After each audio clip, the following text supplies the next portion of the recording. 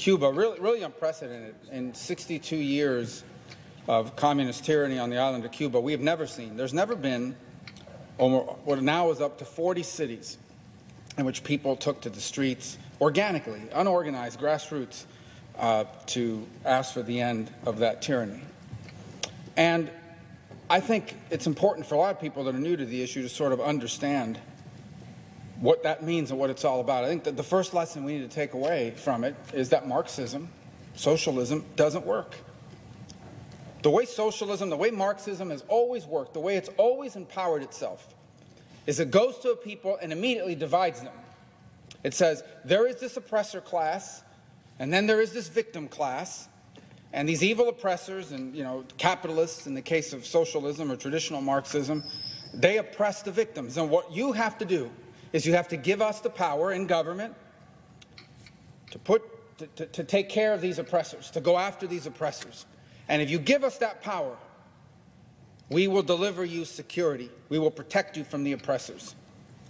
They ask for security in exchange for freedom. That is always the price that socialism asks for, security. And what you wind up with is a country of people that hate each other, that are angry at each other. A significant portion of the people in the country have to leave, have to flee, go to jail, because they're the oppressor class. Their lives are destroyed. Their family lives are destroyed. But the socialism can't deliver the security. And when it can't deliver the security, you don't get your freedom back. And in fact, when you start to complain about that, that is when the repression comes. Well, that's what's happened in Cuba. Socialism and Marxism has done in Cuba what it has done everywhere in the world that it's been tried. It has failed. It has failed. They gave up their freedom, or they were told, give up your freedom in exchange for a world-class healthcare system. It's not a world-class healthcare system. In fact, it's a healthcare system that does not even have the ability to deal with COVID at its very basic level. That says, give up your freedom for economic security. What economic security? People are hungry, homes are crumbling, there is no economy, there is no real economy in Cuba. Give up your freedom and you'll have an education, free education for everybody. That education, number one, you're a doctor, you can drive a taxi cab in Cuba and make more money. Or number two, you get forced to go overseas and work basically on slave wages, no pay, barely any pay at all. It's basically human trafficking, as our own Department of State found when it looked at the Cuban doctors program and how it's been abused. And so what's happened in Cuba is socialism has failed. It has to repress the people who complain about it. You don't get your freedom back, and like socialists always do, they have to find someone to blame. And who do they blame? Number one, they blame anybody in the country that doesn't agree with them. You're immediately a counter-revolutionary. You're immediately a pawn of the imperialists. And then, of course, they always blame the United States. The problem in Cuba for the regime is the people aren't falling for those lies anymore. They're not. The embargo, that's the first thing they blame. It's the embargo. The embargo is causing all this.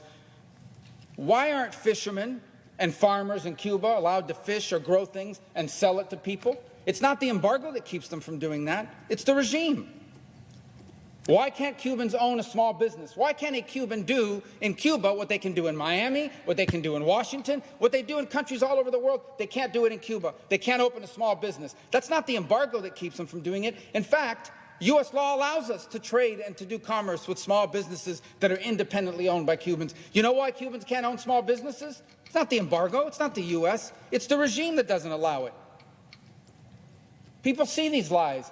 How can they afford to build luxury, four-star, world-class hotels for tourists, but they cannot afford to deal with the crumbling homes that Cubans are living in, with roofs literally falling in over their head, with water leaking into operating rooms at hospitals? Look what they do with the money. Oh, it's because you don't allow more money to be sent.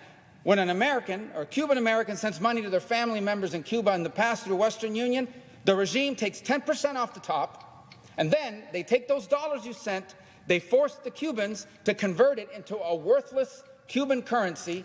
They keep the dollars, and then guess what? If you want to buy anything, you got to buy it from a government store, and guess what the government store sells things for? Dollars. That's not the embargo, that's the Cuban regime that does that. And who is it that's putting people in jail?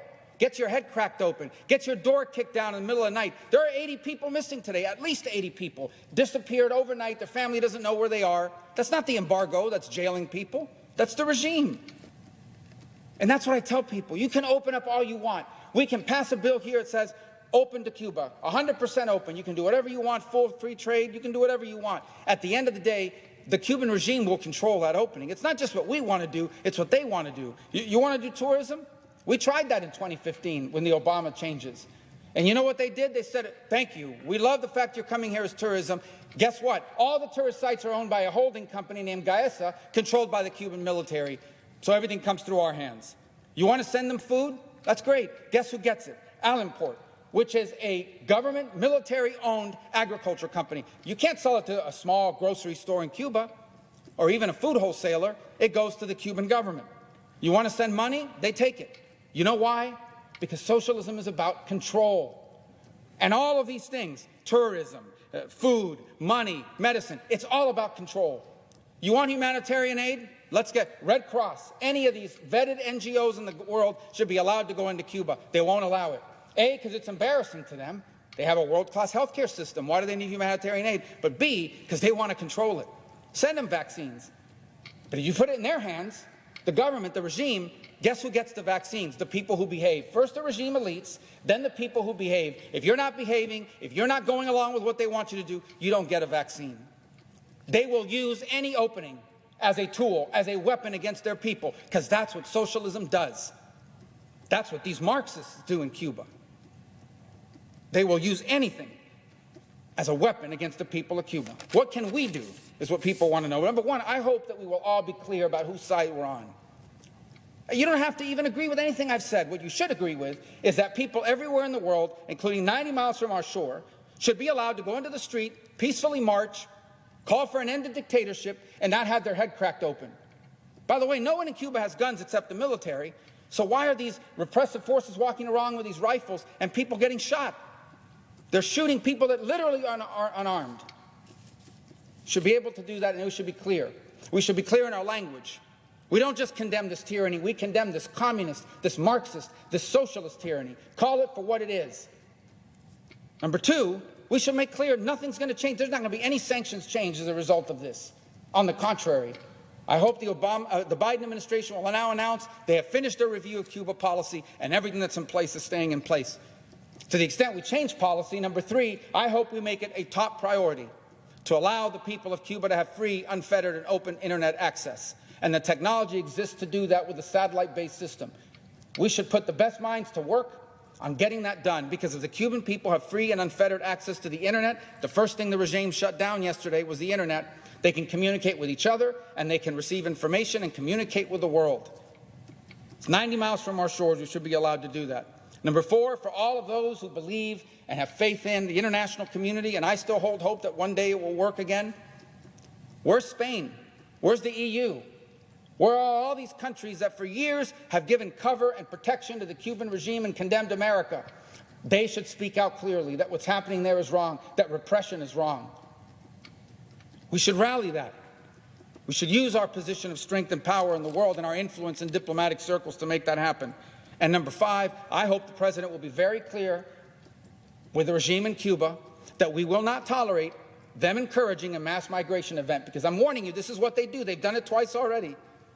Things get bad and they say, look, if you don't lift sanctions, if you don't go back to the Obama-era policies, if you don't get rid of the embargo, it's inevitable. You're going to have 50,000 people take to the ocean and head towards the United States. They've used that against us twice.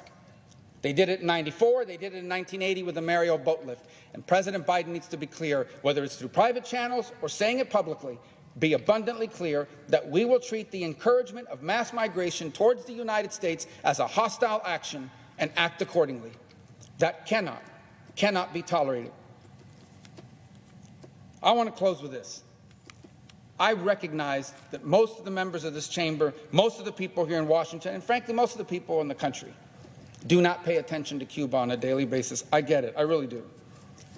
But if you're not following the issue of Cuba, you can be forgiven for not knowing that what we're seeing, what we saw yesterday, what we're seeing today, what's happened recently, none of this was started by politicians. It wasn't started by me. It wasn't started by anybody in Miami or in Florida.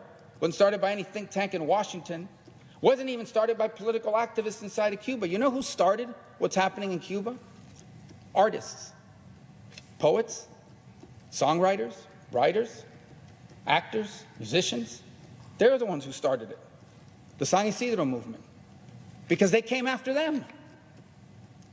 And there's a song, a lot of people don't realize that there was a song that came out earlier this year. A song that, by the way, if you play in Cuba, you will go to jail.